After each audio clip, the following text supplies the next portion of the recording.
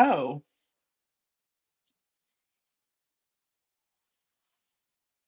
okay. So the camera was flipped and now it's flipped back the other way. Oh, we're live. Okay, I didn't realize.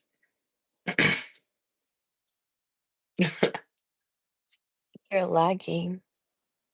I am. Yeah, Um, a little mm, bit. I'm connected to the Wi-Fi, so I'm not sure. Yeah, damn. It's like hecka laggy.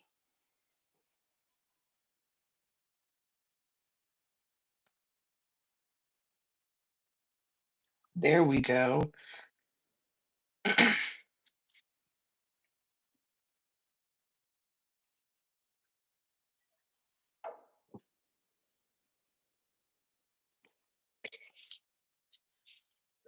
All right, so what's the topic?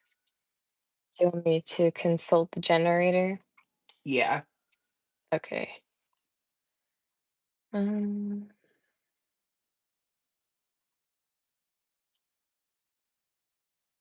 I don't like that question.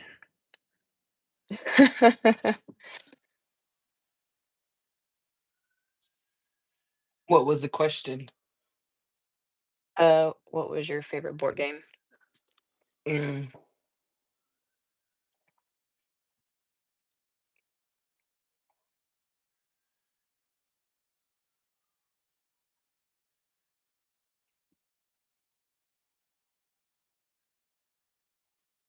Oh, are you asking me that? That was the I mean, if you want to answer. No, let's move on to the next one. Okay. The next one was, if you could rid the world of any disease, what would it be? Let's go to the next question. Okay. Your favorite day of the week? Ooh, my favorite day of the week is probably gonna have to be Friday. I feel like there's no freedom quite like a Friday, when you're at work and everything is just so easy because you're like, today's the last day of the week. And, you can do whatever that day after you get off work because you're like, I have all of this time to recuperate. Yeah, Yeah. that's pretty good. What about Uh, you? hmm. At first, I was thinking maybe like a Wednesday or Thursday because it's almost the end of the week. But you bring up a good point of Friday being able to have that extra time before the weekend starts. Mhm. To me, Thursdays are like the worst. So I just cannot agree with that statement. And Wednesdays, arguably, they might even be no. Wednesdays are fine because you're like not too tired by this point, but Thursdays, I just like you're not, it's just bad. Like you're at the end of the week and it's not even Friday. It's not even Friday. Do you want the next one? Yeah. Okay. See, I like this one. If you Okay. inherited or won $1 million, what's the very first thing you would do with the money? A million. Yeah. You go first.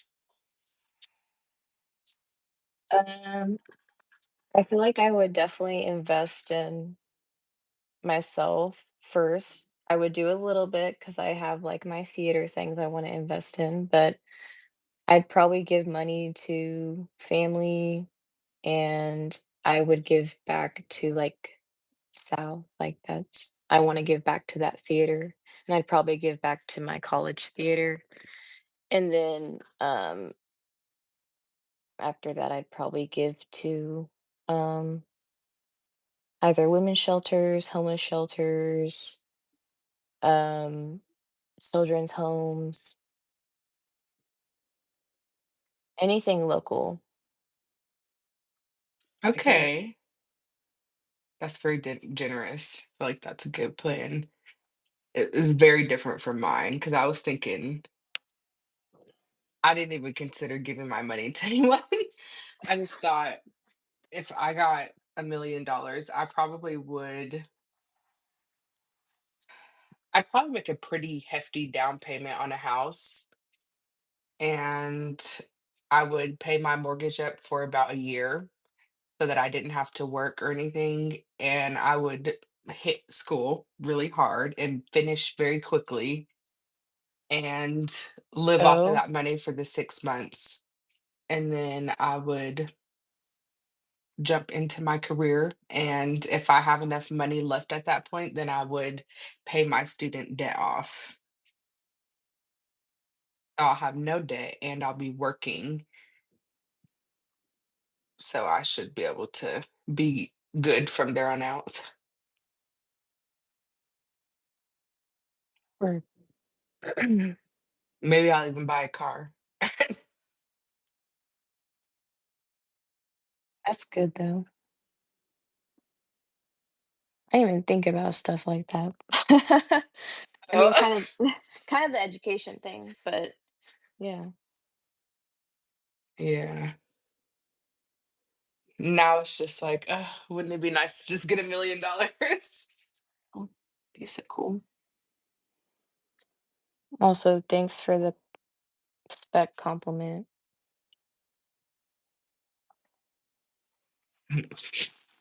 Sisters, what's good? I Eh, really like that profile picture. which one? Um, Sold that. DBZ. What is it? That's a character from Dragon Ball Z, pretty sure. Mm, I'm not familiar. Oh, you never seen Dragon Ball Z or parts of it? I don't think so. It was pretty cool. I used to watch when I was younger. I probably didn't understand it, um, but Right. it was cool. See, when I was a kid, I just never really liked action type of shows or movies or anything. I watched all like, I guess the girly stuff like Hannah Montana or Wizards of Waverly Place. I was just real heavy on Disney Channel. See, I'd be watching the kid channels and I'd be watching the adult channels. Yeah. Well, now, yeah, but not when I was a kid. We were not allowed to watch a lot of stuff. So I just got very comfortable with Disney. And every now and again, I dabbled into Nickelodeon, but I was never real big on Cartoon Network. I love Cartoon Network. But that's just Car- because I love cartoons. Like, See, I when mean, I that was a just makes kid, I was sense. just, yeah, yeah, that makes sense. When I was a kid, though, I guess I just had this idea in my head that like Cartoon Network was for boys. I don't know why, like.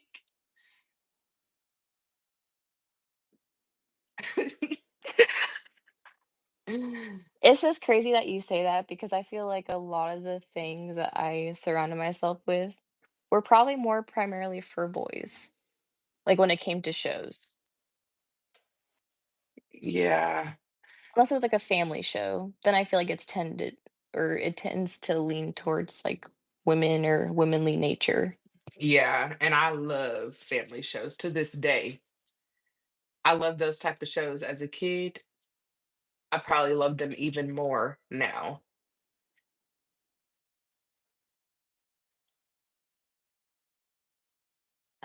I mean, I've mainly just been watching Shameless, the UK Shameless right now. I haven't even watched the American Shameless yet. I haven't. I don't know if I will.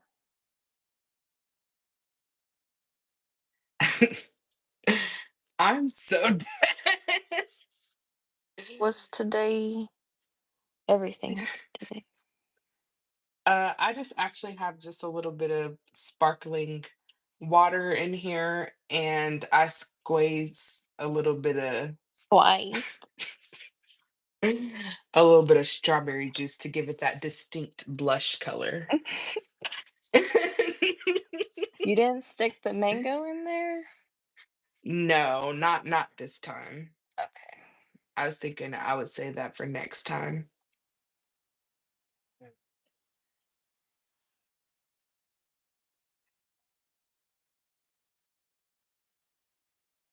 It's giving top 1%. Yes. I'm so dead. Yes. Yes. Only the top 1%. Mhm.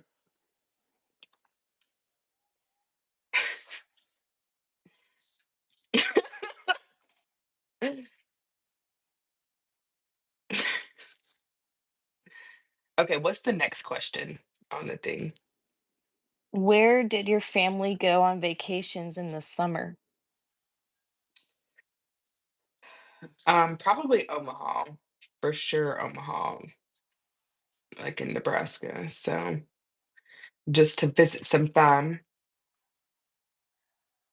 My parents have been going all over the place, like little day trips recently. They've gone to Missouri, they gone to Texas. And Dallas is really not far. You say Dallas? Yeah.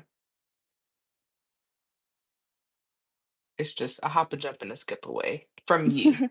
Not as much for me, but I guess it's what, 6 hours?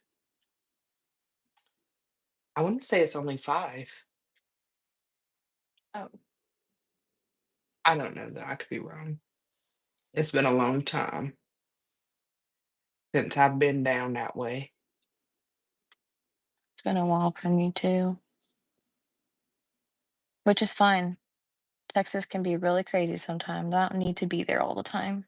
Yes, I'm afraid that's very true. Don't get me wrong, when I'm in Texas, I enjoy it, but, getting to there, not always fun. I really like to drive in Texas. I like your highways. Man, they got some tall ones. Honestly, kinda like Las Vegas. They have some really tall highways. And I've never been to Las Vegas.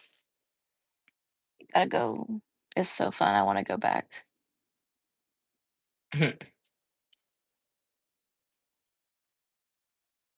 It's a Yeah. wild place. For some reason, that's just not even a place that I ever even consider when I think of traveling somewhere. Mm. But I mean, I would be down, but I just can't say that you know, it's not the first or even it's not even in the top 10 places that I would go, I don't think. I should look up a juicy question generator. Appropriately juicy.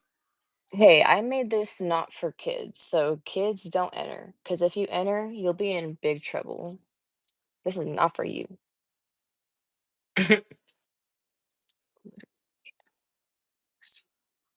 Ooh,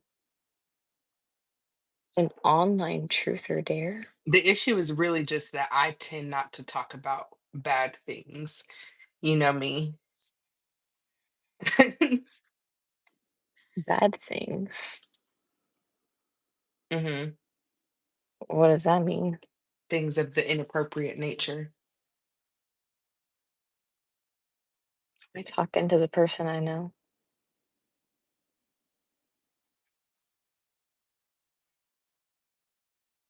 Oh, uh, I don't know. I don't really like. I didn't like just save up money. It's just if I have money, then I'll just use it if necessary. But also, I'm not trying to, like, waste my money when I gamble, and now if I gamble, um, I prefer to play card, games because I realize I actually might have a chance of winning, and, like, when you look at it, uh, comparatively to button games or yeah, primarily button games like slots, some matching games, uh, it's really just chance usually. But with, other games, there's a it's like, I don't know, I feel like there's math involved of some kind. But, yeah, just save money, have fun, but, don't go crazy. Plus, I went, technically as, like, a birthday present. It was just, like, a family thing, and I mainly just paid for, like, drinks if I wanted them, and that's what I really enjoyed. Because if The you're on this drinks. Yeah, 'cause especially if you're on the strip, you can drink on the street. And you can just drink in and out of the casinos and the shops and stuff. It's really cool. At least I thought Mm, that was very fun. I mean, that sounds like a pretty good time to me. I don't know, it's a different experience. Would do it again. But mainly, there's this store that's right down on the strip that I really wanna go back to because they have these really nice leather fanny packs that are, like, from 12 to $15. You said leather? Okay. Real leather. But they're, like, really nice. I had one at one point, but I actually did rip, like, the lining in it, and I was lazy and didn't think I could fix it because of how thin the lining was. Like, I'd probably do more damage to it if I tried to fix it. Yeah. Also, I found a questionnaire thing about, uh, deep questions. Okay, let's give it a shot. Okay.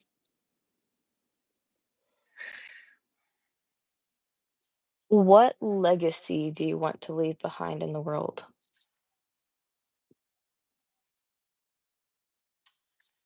Mm, I don't know. um,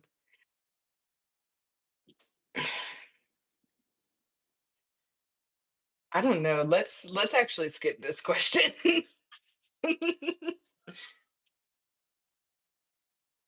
Hmm, okay. Um,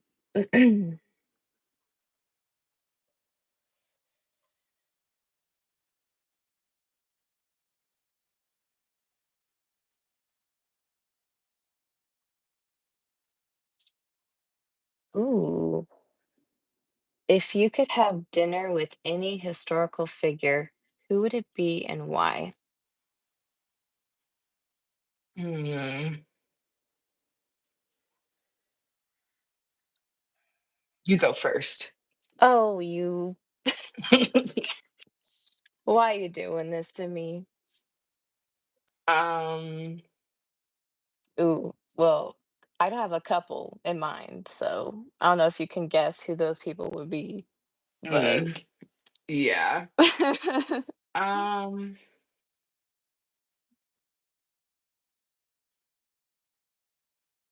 this is so hard.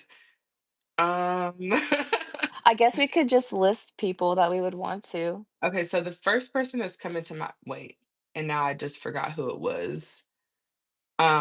One person that came to my mind, but it wasn't the first person, was Whitney Houston. And then, oh Mm, yeah, the first person I was thinking of was Aristotle. And then also Freud. I feel like it would be interesting to speak with him, just ooh, with good luck. how controversial a lot of his things are now, and to be able to, you know, speak to him about modern. research. No, seriously, good luck. I'm pretty sure he was, like, very anti-women. No, for sure. No, for sure. And a drug addict. See, I could see that. I don't know what, but I will say, even though a lot of his stuff is controversial, like, he definitely did have a significant impact on the field of psychology, which is why so many people know about him, and a lot of the stuff that he did, like, he was the originator of a lot of ideas, and he didn't have the research that we have now, but he really, got the ball rolling. yeah, I would say he's one of, but I No, don't for sure. Yeah. yeah.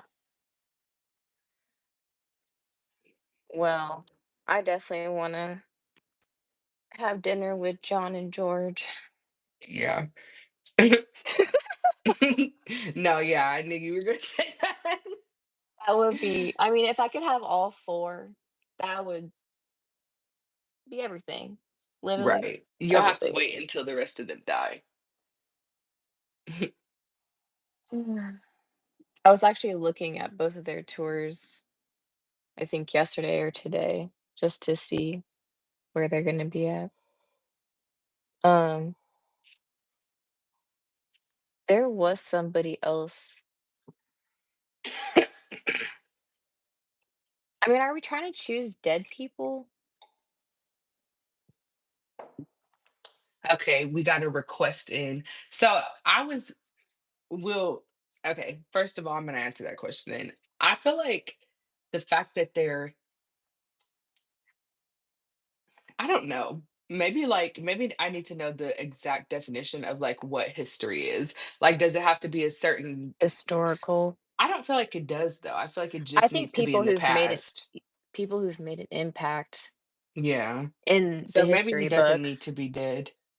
But like you mentioned, I mean, also, I would say people who have been claimed as important figures in society. So we got a suggestion in the chat, and it is what about dinner with any celebrity? And I feel like you should go first. Can they be alive or I would say dead? current or yeah, cause like any and then fuck, celebrity, what's that man? I definitely already know who I would choose for sure. Then who? You go. I would for right off the tops, I'm choosing Miley Cyrus. Okay.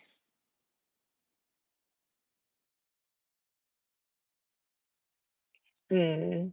Or maybe even Meryl Streep. You know what's really crazy is, like, I thought of somebody who I think I would like to meet. He's I don't know if he would be considered a celebrity, but he's, like, kind of a public figure. Like, the dude from that podcast I watch. Yeah. I feel like that would be kinda cool, just to say, like, "Hey, I really enjoy your podcast." And then, like, to talk to the other guy, just be like, "Hey, can I shake your hand?" Like, there are Yeah. certain people that I want to shake their hand because they're out there doing something, like No, for real. Making moves. yeah. Ooh. Mm.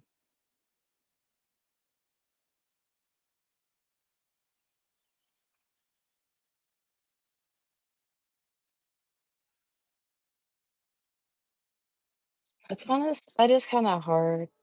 There's a lot of people that I just I think it would be cool to meet or work with. There's a lot of, like, celebrities I would love to work with.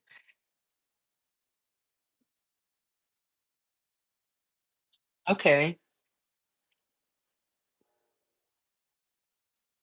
And are they in theater mostly or It'd probably be people who are mainly in I guess I would say film, because I don't sadly, like, crazy enough, like, as a theater person, I just don't really know as many famous theater people as you, like, know many famous film Yeah. stars, No, yeah. or I know more famous, art like singers, musicians, artists in that way.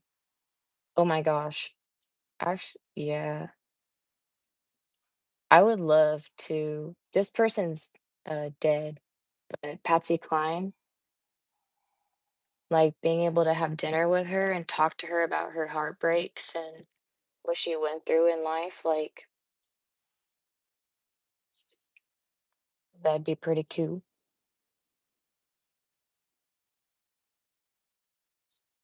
Yeah, I do think that would be pretty cool.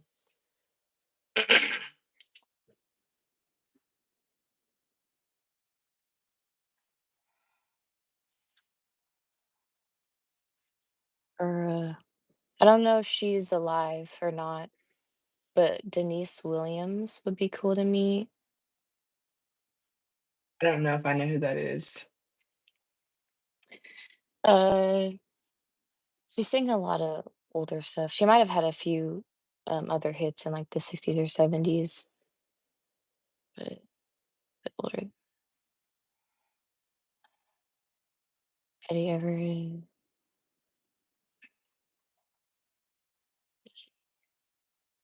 Alicia Keys, Okay.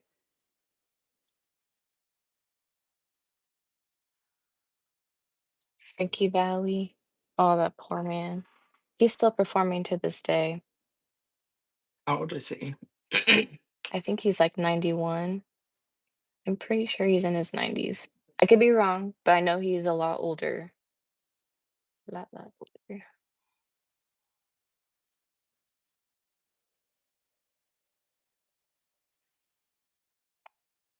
Let me see. You want another question? Uh-huh.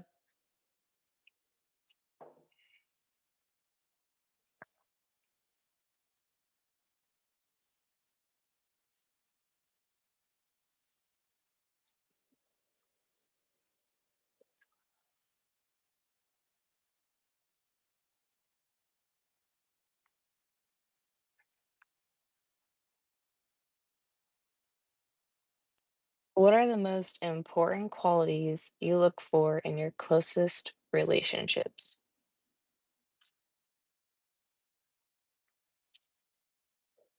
Mm,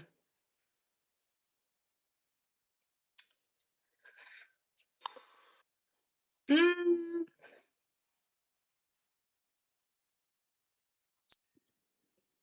um,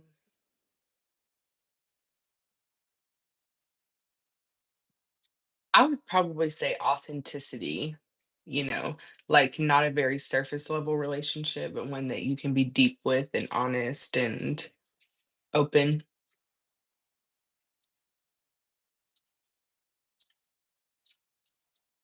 What about you?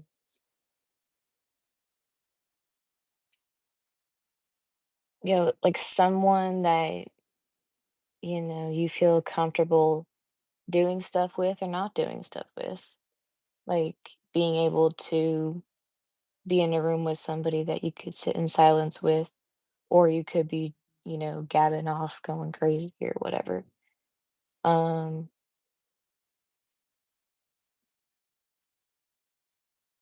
Probably someone who isn't going to jump to assumptions and someone who's willing to listen and be open. I agree. Those are good things. Those are good ones.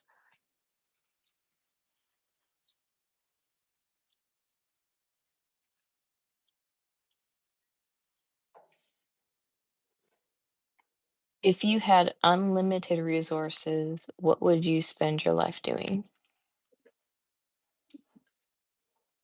Probably just making art and taking up as many hobbies as I can.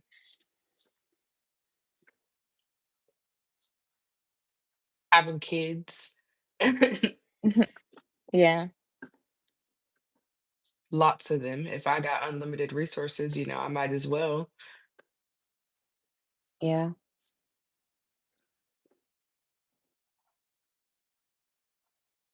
What would you do? I'd probably literally just do any and everything I could ever want. You know, I could make music, do theater, do film, art, have a family, maybe have a farm. Now, I would be okay with having a farm if I could hire someone to like come do the dirty work.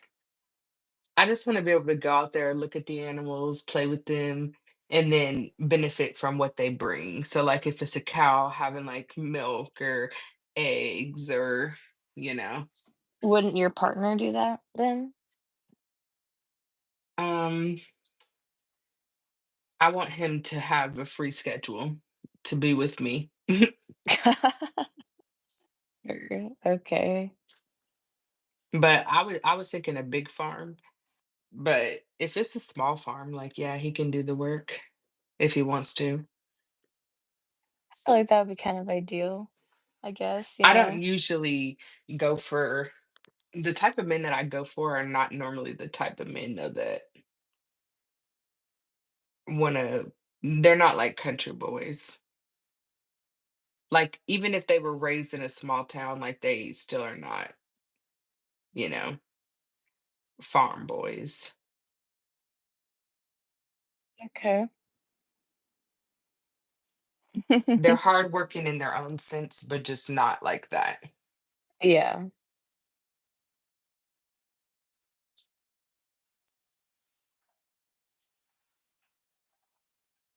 Thank God I'm a country boy.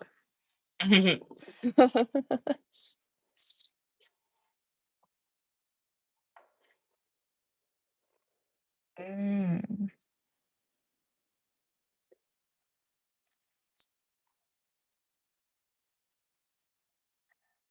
okay, how about this one? In what ways do societal norms shape our perception of what is considered normal human behavior? Ask that question one more time. In what ways do societal norms shape our perception of what is considered normal human behavior? Um,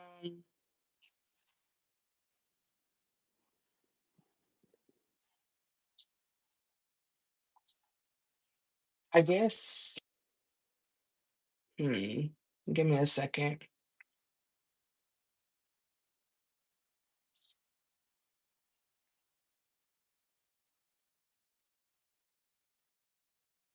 I mean, I would say that it directly impacts our perception of what's normal because even if something is not, even if we're seeing behaviors of any sort that are not common per se, but we come from a society where we are just generally more accepting, then we might perceive things as like, normal in a sense, not like normal as in like that is a common occurrence, but normal as in if someone is acting in a way that's not common, are we viewing that? Like, are we viewing that as something that is weird or crazy or absurd or something? Or are we just viewing it as them being normal and just expressing themselves in their own way? That makes sense? I know like the first part of what you said, I actually disagree. I mean, I think probably with what you originally said to begin with, like our current society, the one that we have evolved to up until now. Mhm. Yes, I think probably by societal teaching and shaping of our norms that we probably are a little bit more accepting. But I think originally by human nature, we are not accepting in that way. I think we tend to naturally shun things out that are different, and only Right. by a different type of learning is it then acceptable or will become acceptable. Right. But I think that that is why I guess I put emphasis on the fact of the idea of like societal norms, because it sounds like what you're talking about maybe is like an innate trait that we have, which is to, basically be suspicious of things that are unfamiliar to us. And I mean, arguably still now, but even more so probably in the past, that could have been a very necessary survival trait, but it may not be necessary in the way that it once was. So Mhm. we are learning to move away from that. I think so, And so I yes. and so I think that that's why the societal norm has an impact on how we view it. Because once upon a time, we would have viewed it as like crazy, absurd, whatever someone else is doing that's like different. They might have even killed them way back when. Yeah. But now, because of what society is telling us and how we are as a society and what we've grown to be, we view it differently. Yeah. So it may be natural, like that may be an innate thing that we do just unknowingly is judge people in that way. But because our society is the way that it is, we're learning to be different. But if we Yes. were in a different society where they didn't prioritize that, then we would view them, differently. Yeah. No, I agree with what you're saying.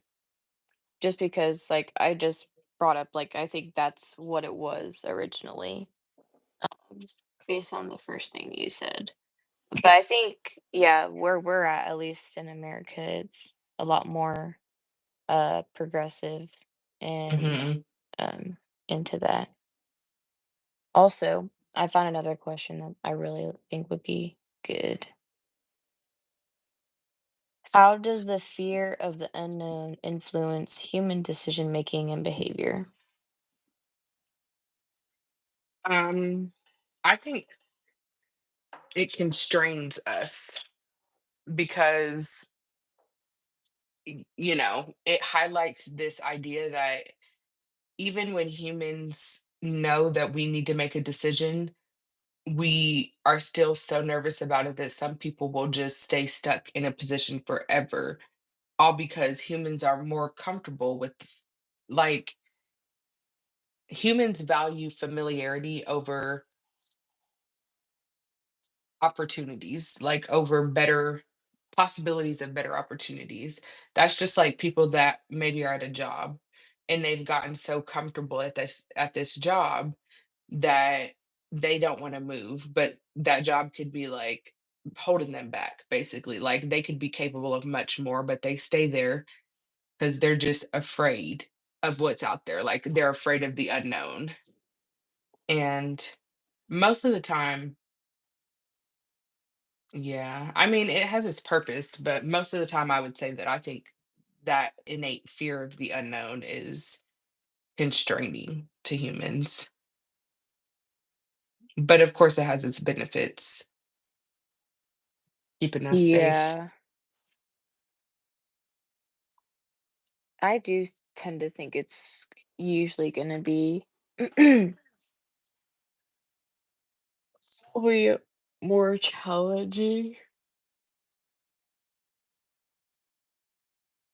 But also, like, I think that's when the eustress kinda kicks in too, because it's, like, a little bit exciting because you don't really know. But it probably does operate under I mean, it would have Well, to operate under fear in well, that and I would say scenario. that the reason that you feel excitement, that excitement that you're feeling is like an adrenaline rush, which when you get adrenaline, your body is preparing for fight or flight, which is what you're doing when you're afraid of the unknown. Like you don't know if it's going to be a threat or not. So you're stressed. But, just like drugs or people that like roller coasters and stuff, it's the same, that fear. that it's bringing people excitement. They like that adrenaline dopamine rush. Yeah, roller coasters scare me. Yeah, me as well. You'll never see me on a roller coaster. I can't even get on like Ferris wheels. No, I feel you. I've done it and, like, Jacob can attest for it, like, I went on one of the spinny roller coasters with him, and, I was, like, smushed in him, barely hanging on to the ride, and my leg was shaking, and I was just crying and laughing because I just could not handle it. Yeah. I remember It one time when I was a was oh, what were you gonna say? oh, it's just not good. It Oh. was not good. When I was a kid, I remember one time, I don't know where we were at, like what fair or whatever this was, but you know the poles? It's like a pole, and then coming out of the pole, there's like lots of swings that spin around like this. Yes, I think it's And then just they the also will go swings. up and down like this. Yeah. So we were on one of those, and I screamed so much that they like stopped the ride early to let me off. I was Just literally, I this thought I was about to die. And ever since then, I have not fucked with the rides. it's at least been, like, probably 4 years, maybe 5, 4 or 5 years. Do you, well, I guess if you don't really like rides in general, do you feel indifferent though, especially towards like fairs where they can like pack it up and move it and stuff? Uh, Not necessarily. I mean, when I've worked at, All-Star Adventures and they had, like, their rides and I had to operate them, and see, I think that So, is well, but for the, I'm talking about like fairs and stuff where they come in and they just pop up and then a week later they rip it down. Like a lot of people are scared about getting on those rides versus like going to a place like All Star where they have the rides that are set up and they're there all the time, you know? um, They feel like basically they're more sturdy, I guess. I would say, like,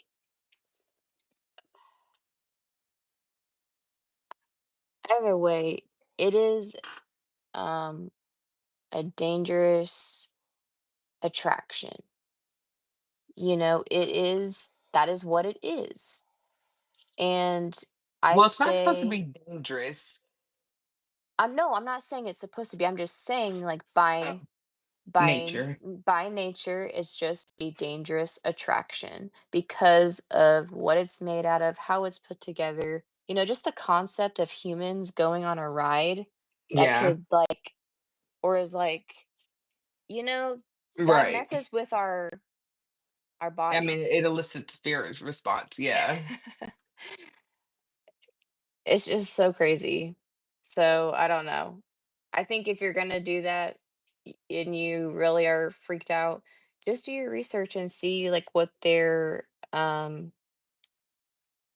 contracts are like, see what their safety protocols are And their for. reputation. Yeah. See how long they've been operating. Maybe look up the type of equipment that they use. Um and it's gonna be different for everybody too. And depending on and like probably what that contract is will probably tell you how safe those rides are or what they can cover. So really be careful of like when they have like height restrictions or weight restrictions. I think that's important to follow probably because like it with those types of machines, you know, Yeah, no, I agree with you.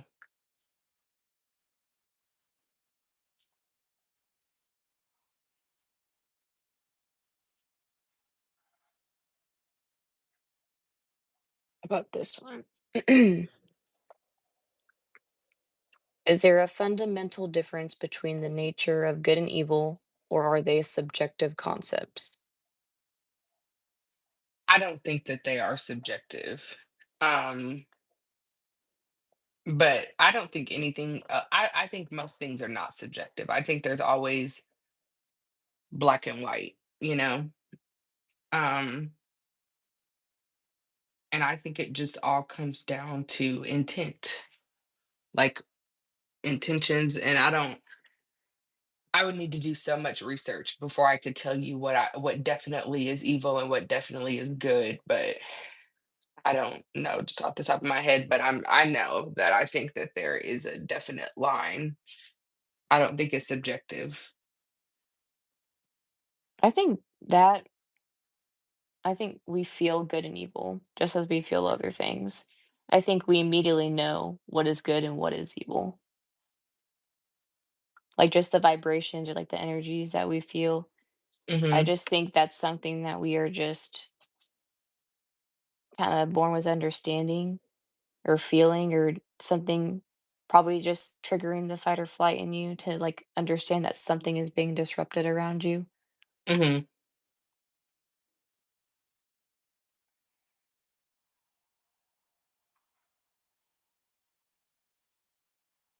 I also think that's a spectrum.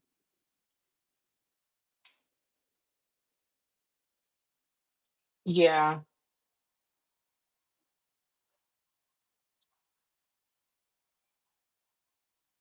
Yeah, no, I Mm. think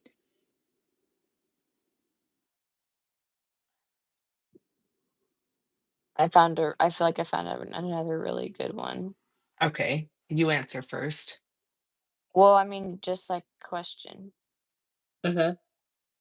Can individuals truly change their core personality traits, or are these traits ingrained in human nature? Um, I mean, so that's actually a funny question because I know based off of like personality tests and stuff that there are some things that are considered there's a test that they have and it's I want to say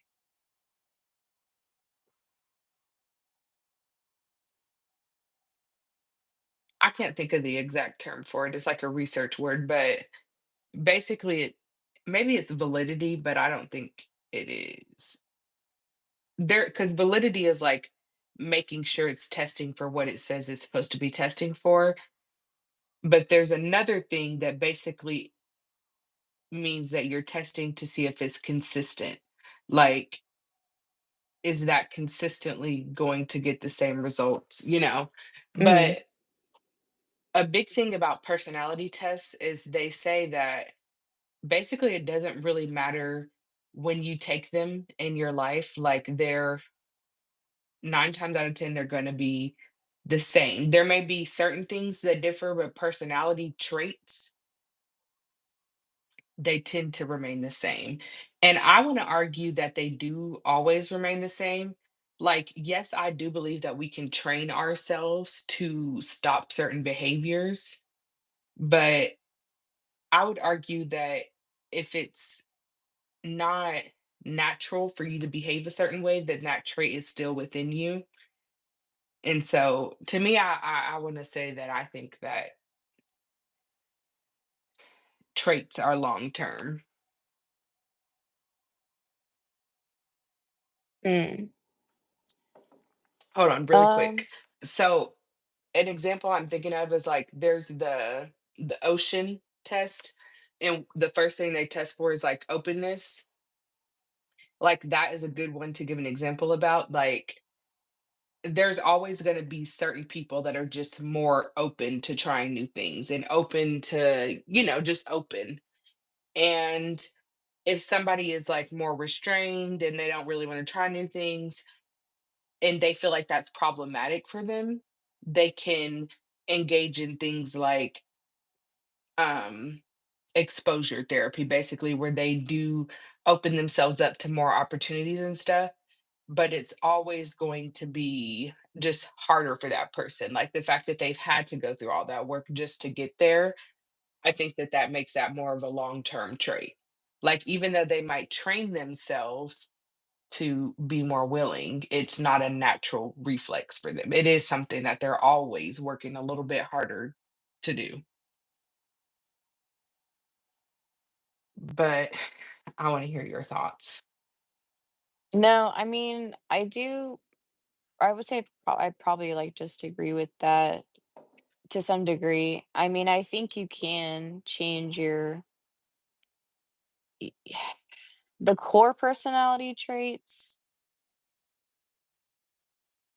maybe not, but, like, the surrounding ones, because I think as you grow up, there are things that you do probably take from the people you're around or whoever's raising you, and I think that would be more considered of your core personality traits, like how you were kind of raised or taught, and then the things that you kinda experience outside of that is kind of those extra things.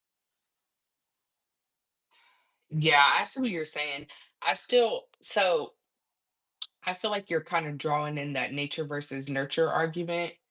And to me, when I think of personality traits, I kind of think of that nature component. So like, working in the daycare, you see siblings that are like raised in the same exact household. They're born like a year apart, and still then one of them can be very, very, very different from the other.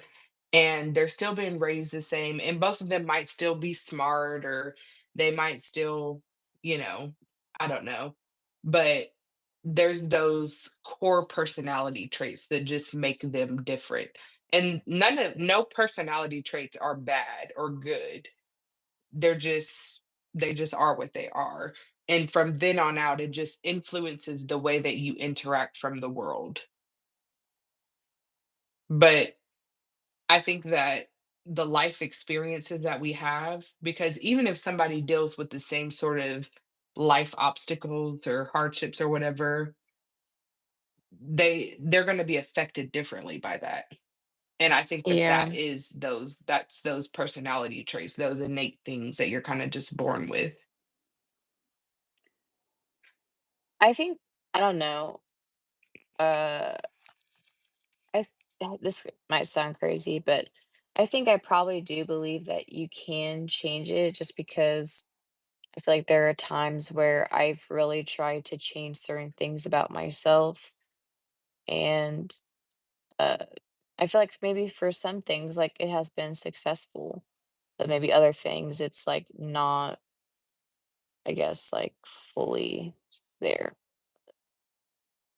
So maybe then what we need to do is like, I guess, actually define what a personality trait is. Because I'm almost wondering if maybe what I consider to be personality traits and what you considered to be personality traits might be different, just because we might be coming from two different backgrounds of education or just general knowledge or whatever, whatever. But because I'm almost wondering if, like, maybe the things that you're referring to might be things that I would think of as, like, not personality traits, but just behaviors, like, just general behaviors. Like, does that make sense? And I feel like that's because when I think of personality, that's kind of where it comes from. I feel like personality comes from the way that you interact in the world. And to me, I would argue that personality is what determines how you interact with the world. But you're arguing that your personality is shaped by your interactions. Yes. And I'm arguing that personality traits are what influence your behaviors, your interactions with the world. Because to me, if our interactions in the world impacted our personality traits, then to me, that would mean that if you got two people that went and had hypothetically the same exact life, they would act exactly the same. And that's just not true.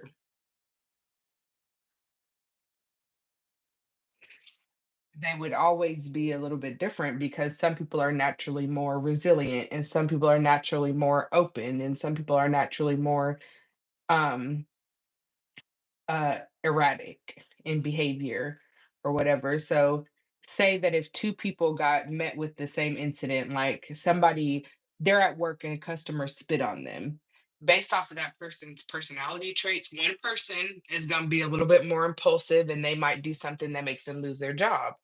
The other person, based on their personality, they might respond differently and end up keeping their job or but I mean, I see where you're coming from. I guess I don't know if I agree with that. Yeah, I don't know. It's just um how I think I've just kind of saw it. Because I think, the like you can approach people extremely differently.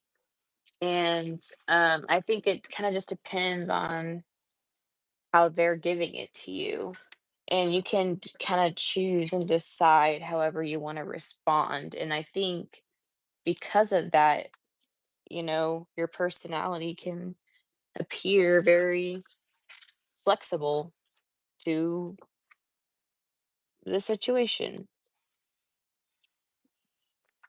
Okay, because you're making that conscious decision. See, but me, I just feel like personality traits are not conscious. They're an unconscious thing about us. It's like, I don't know. And I think it's a mix. I don't want to completely say what you're saying is wrong because I think that that also impacts our personality. But I think at the end of the day, unconsciously, unless we're, and that's why I emphasize that training aspect, because unless we're consciously thinking about what we've trained ourselves to want to focus on, then there's just a natural way that we tend to respond to things based off of those already existing, pre-existing innate.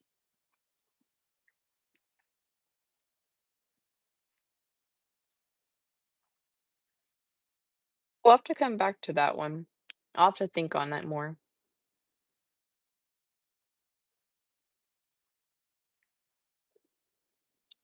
This next question, though, could kind of play into what we were talking about. What role does curiosity play in shaping human knowledge and understanding of the world?